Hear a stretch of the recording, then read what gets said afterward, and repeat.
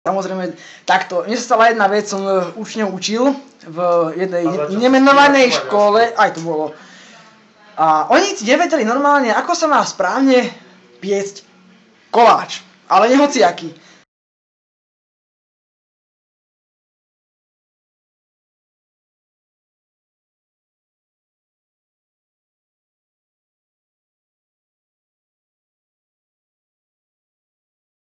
Tak chytím do piči vajca, ojebe to tam, najebe tak kvasnice, potrebujem to nejakým kokotinom vyjebanou, jem to do trúby na 25 stupňov, 230 minút, aby sa to malo grády a potom... 25 stupňov na 230 minút.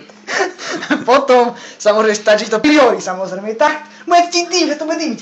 Chytím, vyjebem to, kúkam, je to popol, není. Tak to necháš vychladnúť, nakráš a môžeš jesť. A plus príloha nejaká šláčka, alebo nejaký kompot, z ktorých tomu nájdeš tam. Ale musíme si uvedomiť ešte jednu vec, že nie každý koláč je koláč, hej.